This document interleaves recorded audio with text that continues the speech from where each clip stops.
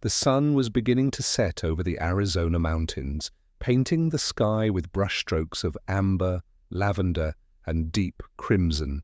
Jack Reynolds paused at the entrance of the town's animal shelter, his worn military boots scuffing against the sun-baked pavement. At 37, the former Army Ranger still carried himself with the rigid posture ingrained by years of service, but there was a heaviness to his movements that hadn't been there before the war. 2 years into civilian life, and Jack still felt like a stranger in his own skin. The transition had been harder than he'd ever imagined. He'd tried everything: construction work that left his muscles aching, therapy sessions where he spoke as little as possible, even meditation at his sister's insistence. Nothing filled the hollow space that had opened inside him when he'd left the military. Nothing eased the restlessness that kept him pacing his small house at night, checking windows and doors, always alert for threats that weren't there. Jack looked up at the shelter's faded sign, his hand unconsciously rubbing the scar that ran along his left forearm, a souvenir from his final deployment. He wouldn't be here if it weren't for Emily, his older sister and self-appointed guardian, since his return. "You need something to care for," she'd insisted last week over coffee. "Something to get you out of your own head." She meant well. Emily always meant well. But Jack had resisted the idea of getting a dog. It felt too much like trying to replace what he'd lost. The animal shelter was a low-slung building with peeling paint and a chain-link fence surrounding a modest exercise yard. As Jack pushed open the door, the smell hit him immediately. Disinfectant barely masking the underlying scent of dozens of animals. The reception area was empty except for a young volunteer who looked up from her computer as the bell above the door jingled. "Hi there," she greeted him with practiced cheerfulness. "Looking to adopt today?" Jack cleared his throat. "Just looking," he replied, his voice rougher than he intended. He hadn't spoken much today. The volunteer, Katie, according to her name tag, stood up. "Let me show you around. The dogs are this way." Jack followed her through a door that led to a corridor lined with kennels. The noise was immediate and overwhelming: barking, whining, the clatter of paws against concrete. Some dogs pressed eagerly against the gates of their enclosures, while others huddled in corners, watching warily as humans passed. "We've got all sorts here," Katie explained, raising her voice slightly to be heard over the barking. "Young, old, purebred, mixed. Any particular type you're interested in?" Jack shook his head, already feeling the tension headache building behind his eyes. This had been a mistake. He didn't want a pet, didn't need another responsibility. He was about to make his excuses and leave when a different shelter worker approached, a middle-aged woman with kind eyes and grey-streaked hair, pulled back in a practical ponytail. "Mr. Reynolds?" she asked. When Jack nodded, she continued, "I'm Susan, the shelter manager. Your sister called ahead." At Jack's frown, she added, "Emily thought you might appreciate some guidance." Of course Emily had called ahead. Jack suppressed a flare of irritation. His sister's well-intentioned meddling was something he'd learned to live with since returning home. Susan seemed to sense his discomfort. "No pressure," she assured him, "but I do have a dog in the back that might interest you. He came in a few weeks ago, but he's a bit special." Something in her tone made Jack curious despite himself. "Special how?" "He's a retired military dog," Susan explained. "At least, that's what we think. German Shepherd, around 7 years old. He was transferred here from a smaller shelter in New Mexico after they couldn't place him. He's had a hard time adjusting to civilian life." She glanced at Jack's military posture, the scars on his forearms. "Something you might understand." Jack felt a sudden chill that had nothing to do with the shelter's aggressive air conditioning. "A military dog?" he repeated, his mouth dry. Susan nodded. "Would you like to meet him?" Before he could formulate a response, Jack found himself following Susan away from the main kennel area, down a quieter corridor to a section labeled Special Needs. They stopped in front of the last kennel, slightly larger than the others, and positioned away from the noise and activity of the main shelter. "Here he is," Susan said softly. Jack stepped forward and felt the world drop away beneath his feet. In the farthest corner of the kennel lay a large German shepherd with distinctive black and tan markings.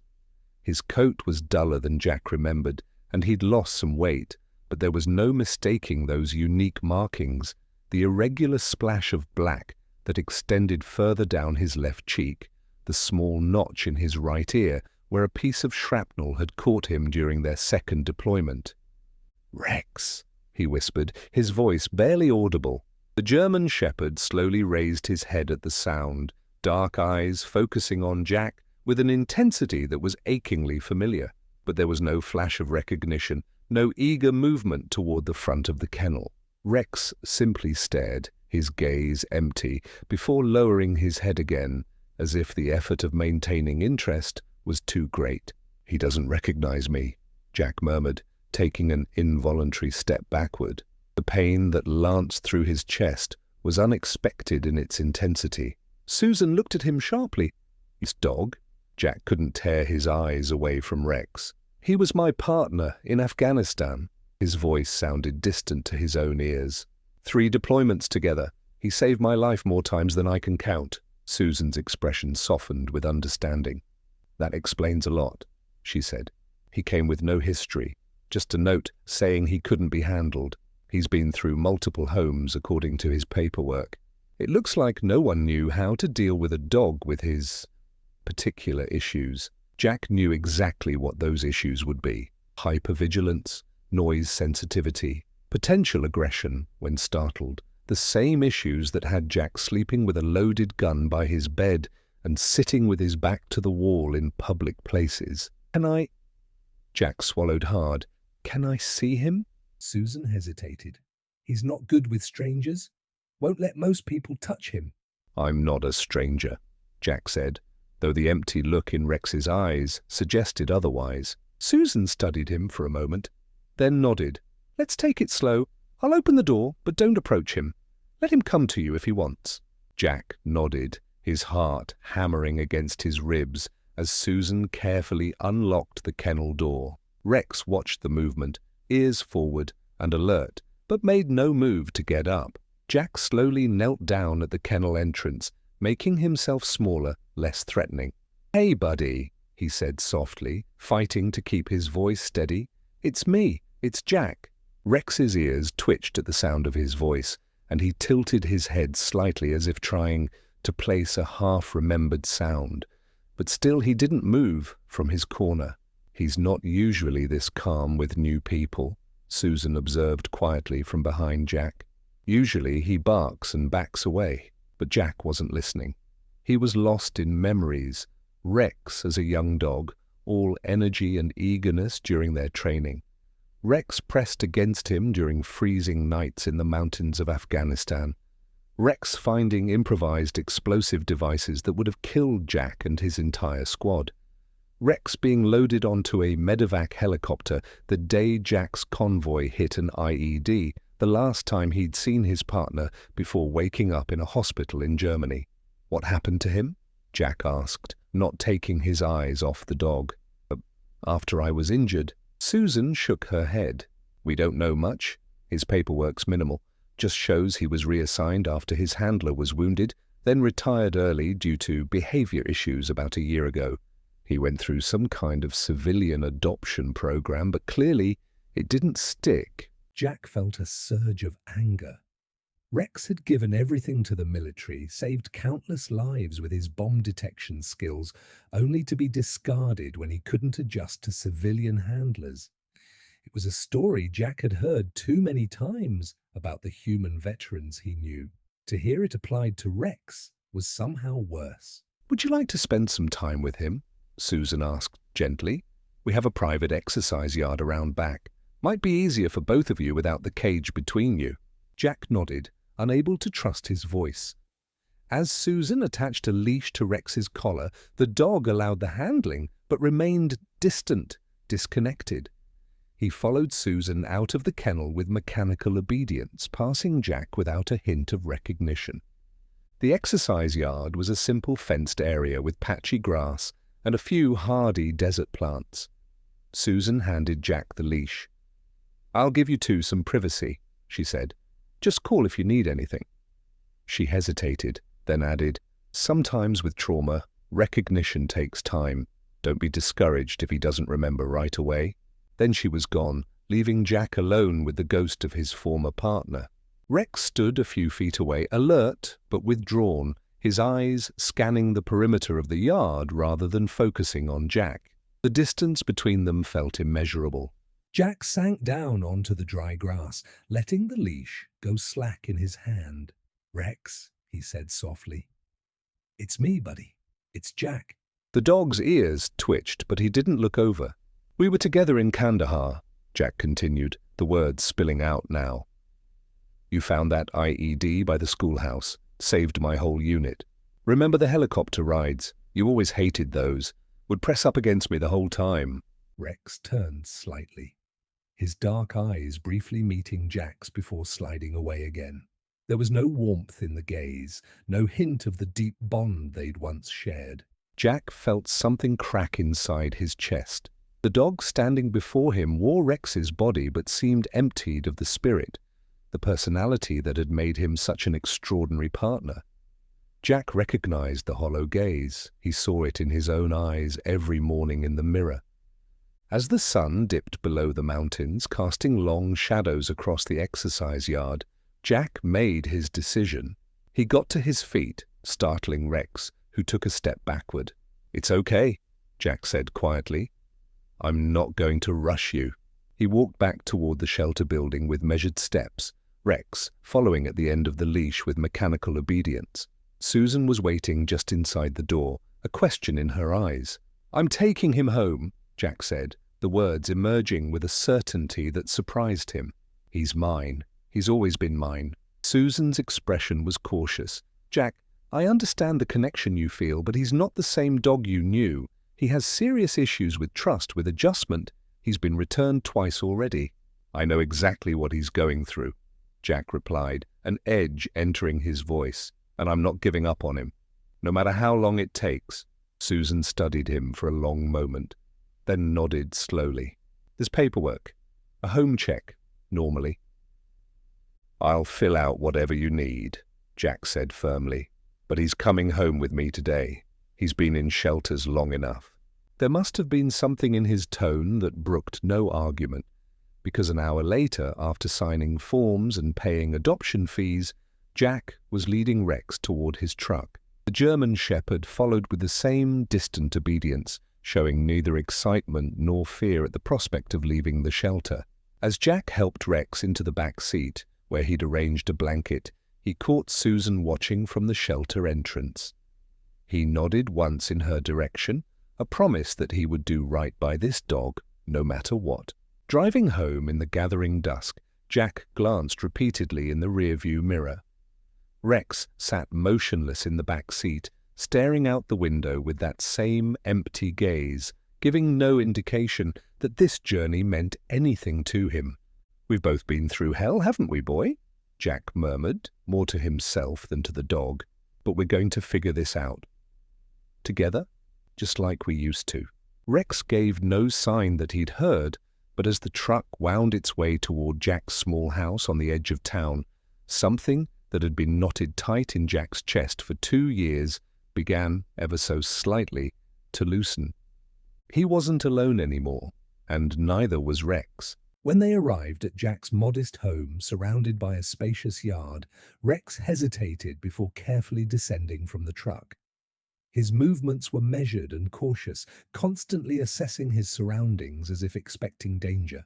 Inside, Jack had prepared a special area in the living room corner with a new dog bed, bowls and toys, but Rex remained standing in the entryway, suspicious and distant. "This is your spot, Rex," Jack said, pointing to the corner. The German shepherd ignored the invitation, causing Jack to sigh with frustration. As he prepared dinner, Jack couldn't help but remember the energetic, loyal dog Rex had once been, so different from this wounded animal who now stood distant and wary. "I know how you feel, buddy. I feel the same way." "Lost," Jack murmured, more to himself than to Rex. That night, Jack left his bedroom door open, hoping Rex might feel safe enough to come closer. When the lights went out, he heard soft paw steps on the floor. Rex had approached, but still maintained distance, lying down near the bedroom door rather than entering.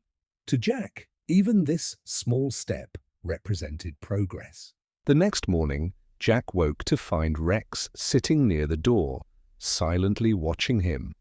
For a moment, Jack felt hopeful that memories might be returning, but the dog quickly looked away and retreated to his corner when Jack greeted him.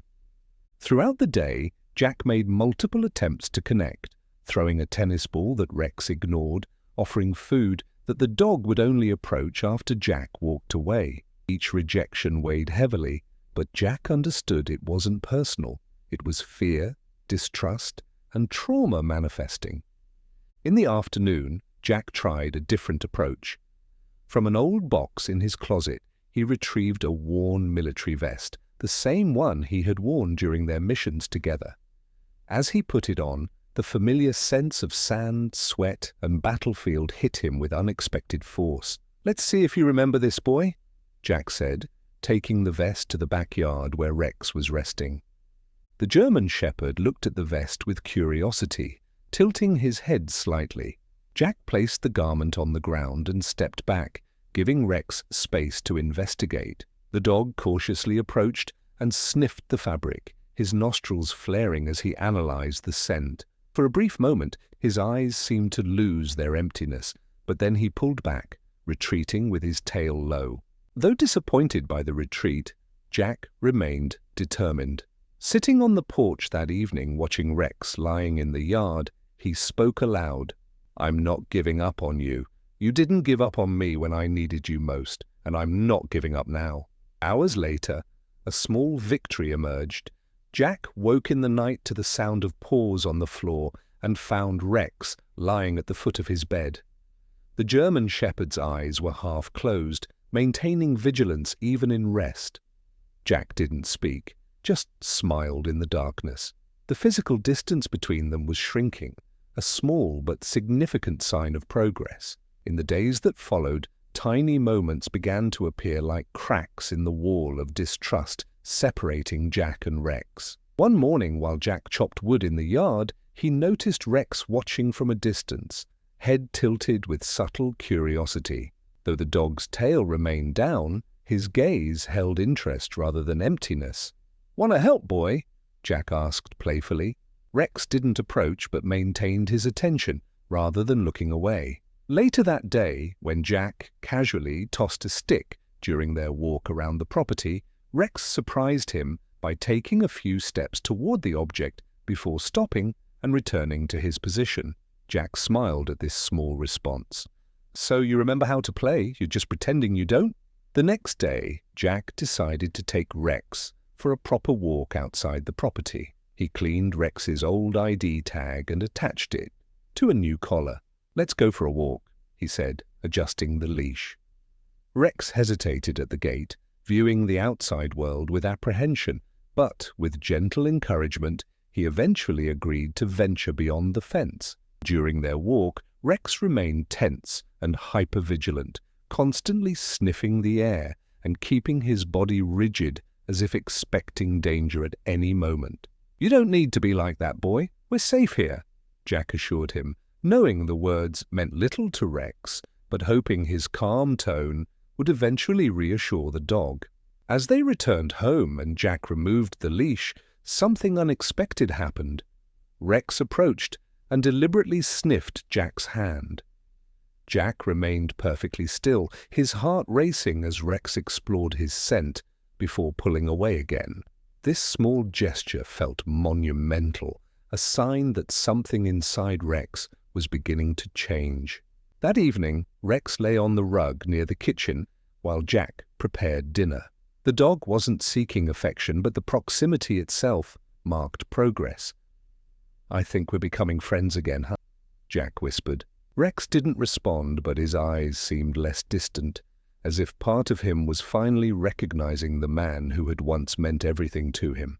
On a misty grey morning, Jack found Rex already awake, sitting by the living room window, staring outward as if lost in thought. After breakfast, Jack decided to try something significant. From a wooden box of military mementos, he retrieved a worn rubber ball that Rex had loved during their deployment. The toy had been Rex's favorite during breaks between missions. Jack brought the ball to the yard where Rex was exploring and gently tossed it near the dog.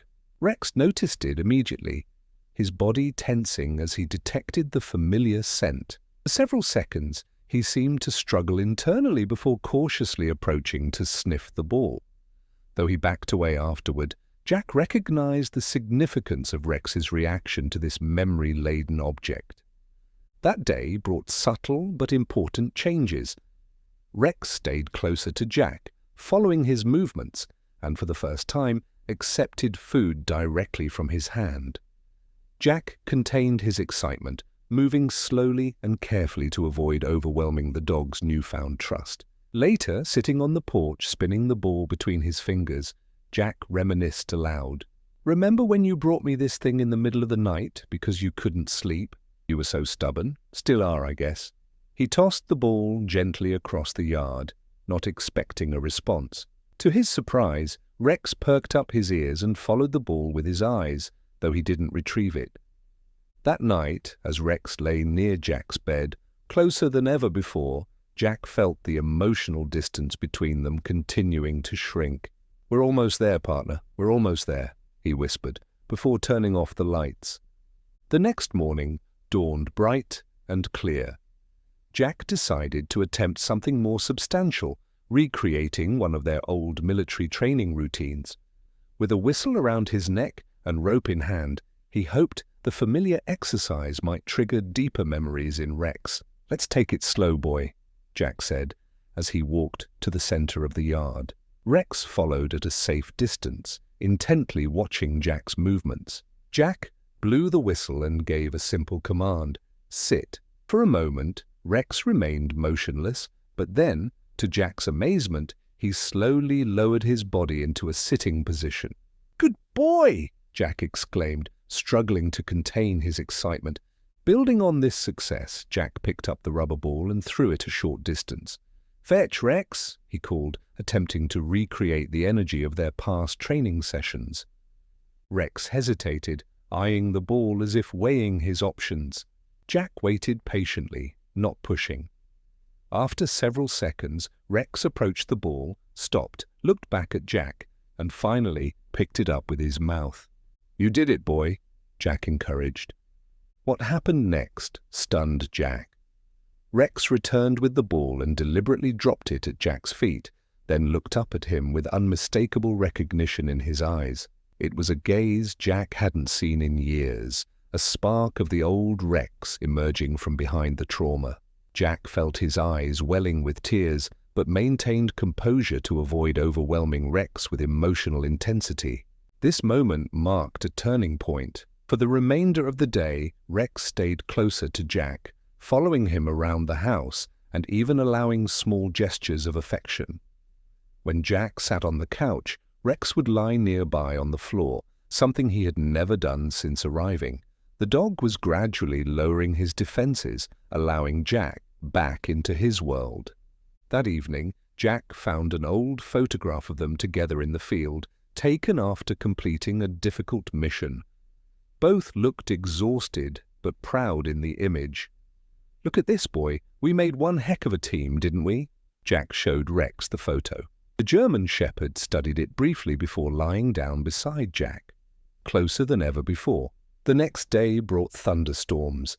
Jack found Rex standing on the porch, transfixed by the distant lightning and rumbling thunder. "You've always loved storms, remember?" Jack murmured.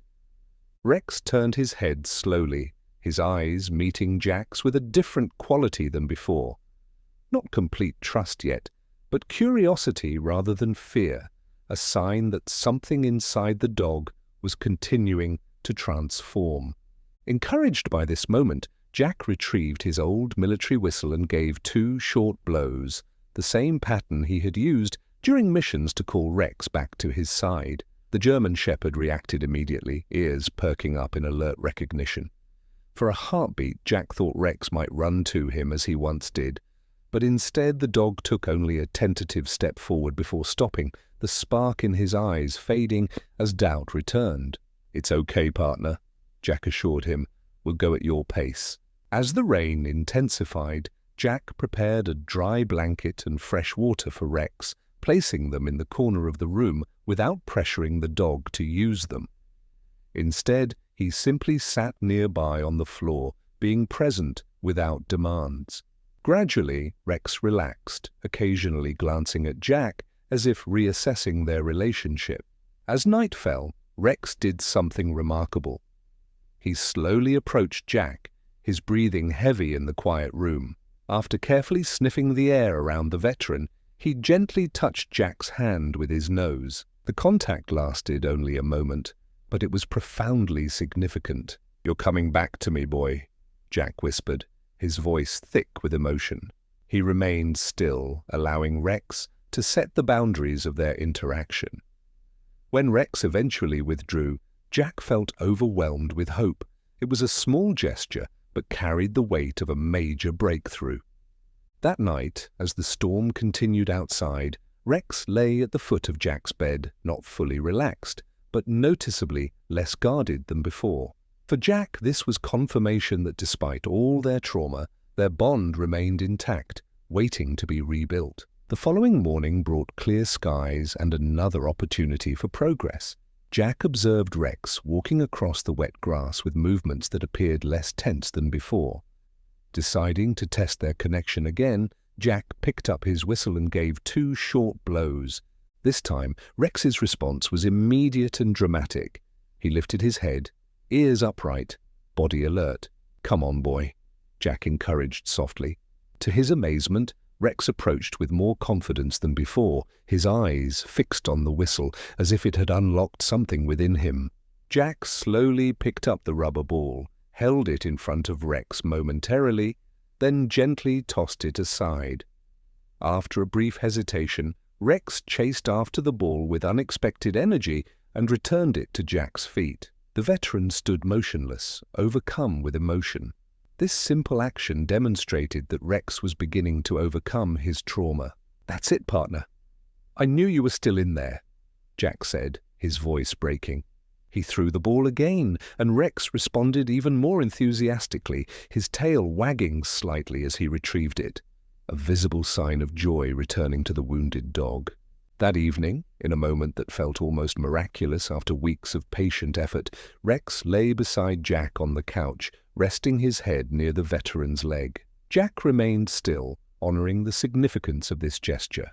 It represented Rex's trust beginning to be restored, a reconnection forming between 2 wounded warriors who had once depended on each other for survival. The next morning marked a significant milestone in their journey. Jack decided it was time for the ultimate test, a visit to a nearby park that had been their favorite place during training breaks.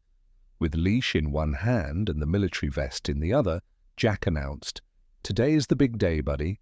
During the drive, Rex appeared more relaxed than ever before, sitting calmly in the back seat with his head slightly out the window, enjoying the breeze, behavior reminiscent of the dog Jack had known before. At the park, Jack released Rex from his leash and threw the rubber ball. Without hesitation, the German shepherd chased after it, retrieving it with enthusiasm that Jack hadn't seen since their military days. They spent hours playing as if the trauma and separation had never occurred. Though Jack recognized that both of them had been permanently changed by their experiences, he understood they could build something new from the foundation of their shared past. As the afternoon sun began to set, Jack sat on a park bench with Rex lying contentedly beside him, the dog's head resting on his lap. Looking out at the horizon, Jack felt a profound sense of peace. "I told you I wouldn't give up, Rex," he whispered, gently stroking the dog's head. For the first time in years, Jack felt whole again. Rex wasn't just a dog, he represented everything they had survived and overcome together. Through patience, love, and determination, they had found a way to heal even the deepest wounds. As they headed home that evening, Jack understood that their journey of healing would continue, but they would face whatever challenges came next together. Two warriors who had found their way back to each other against overwhelming odds.